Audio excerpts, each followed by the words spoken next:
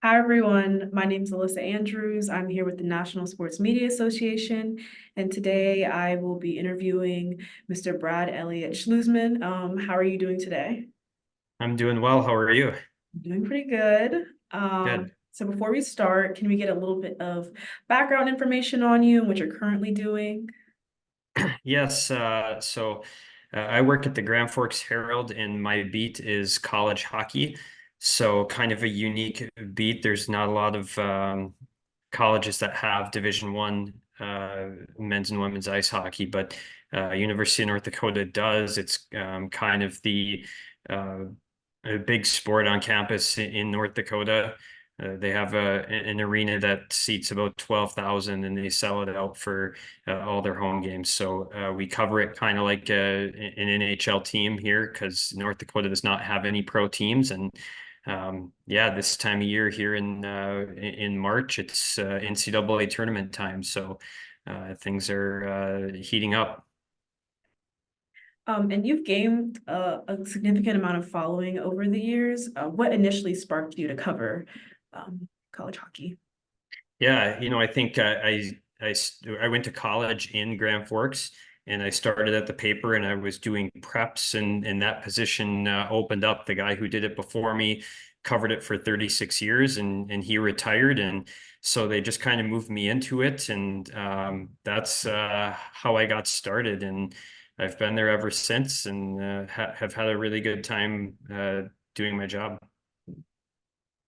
So I'm sure through your career so far, you've experienced a lot of great moments. Could you maybe speak on a few significant moments so far? Yeah, I think anytime you're doing stories that can, potentially positively impact people, those are going to be most writers' favorites.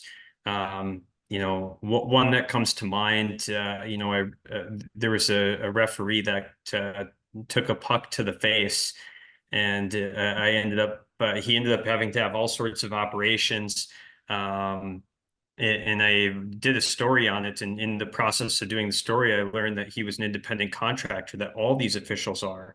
And he had a really good insurance policy through his full-time job. But even with that, all of the operations, without insurance was like $90,000. With it, it still cost him, over $10,000. Mhm. Well, that year he made like 4,000 officiating. So this guy ended up losing $6,000 by working a part-time job.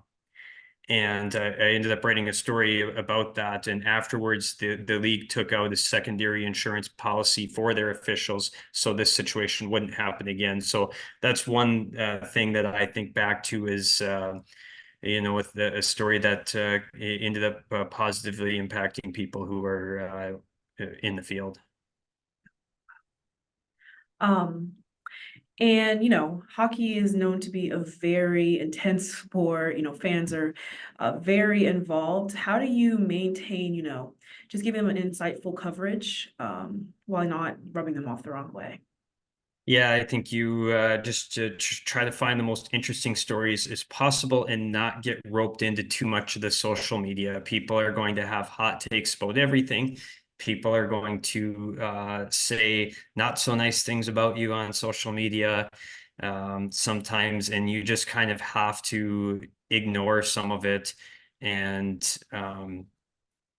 focus on doing the best job you can, being as fair as possible.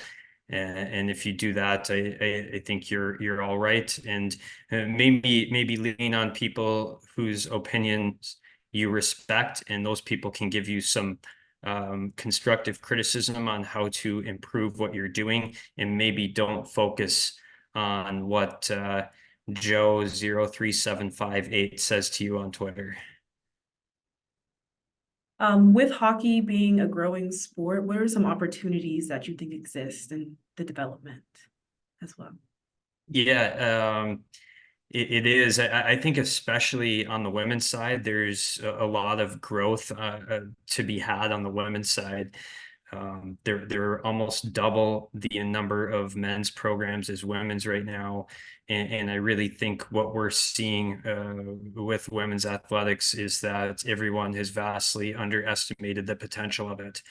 And I think that's true in the hockey world as well. Women's hockey is, in its infancy still. It hasn't been around very, very long.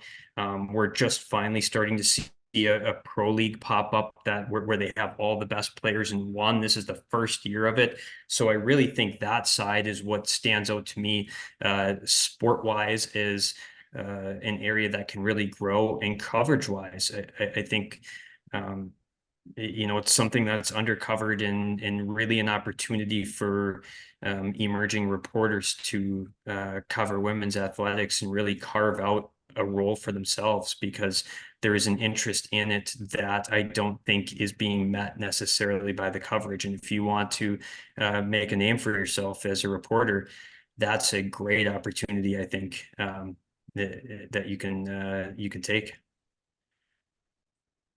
And just with your success so far in hockey, can we get a little bit of a background on where you started specifically and how you got to where you are today?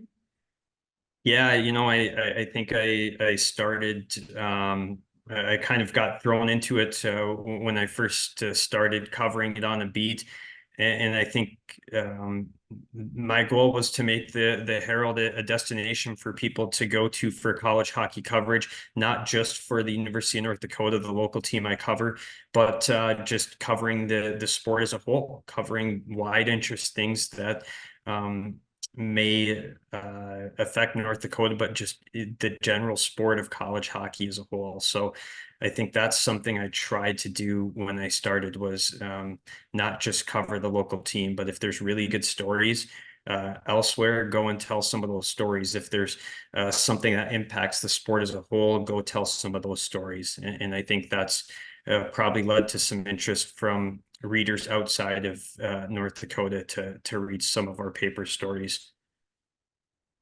Great, that's great. And besides hockey, is there any other sports that you have covered or, hope to cover in the future? Yeah, we cover a little bit of everything, at this paper. We have three full-time sports writers, and while hockey is, 95% of what I do in the winter, I do cover other stories here and there in the off season. We still write tons of hockey stories. You would not believe how many hockey stories come out in July. That being said, I do cover, a wide range of things. Because I played tennis growing up, anytime there's a tennis story, I'm probably going to be the one that does that. I've covered football, basketball, softball, soccer, just about everything during my time. So it's kind of whatever needs to be covered at the time. But I would say hockey and tennis are probably the ones I do the most. But really, you just never know. And I do enjoy covering things that aren't on my beat. Like sometimes I think it's refreshing to go cover something that you've never covered before, and just step outside and of your the box you're usually in, and find a really good story. And then sometimes also there are certain sports that just don't get the coverage. And one thing that's great is usually they're really appreciative of it, and they will help you out so much. And you can write great stories on it. And some of these stories have never been told because nobody's really covering it on a beat. So I definitely enjoy finding just really good stories that nobody's told. And I find those people to generally be super helpful, which makes my job even more fun. Amazing. And with there being, sports writers out there that inspire to be where you are one day, what advice would you give them? Yeah, I would say try to be as fair as possible. That's the biggest thing. Be fair to everyone. That includes the team you're covering, the team they're playing, and the officials. Everyone that's involved. They're all they're all people. They're all humans trying to do what they can, and just think of things from their perspectives as well. I think that's everyone has different perspectives, and try to be fair to everyone. That would be my number one thing I would say. And sometimes try to have fun with it too.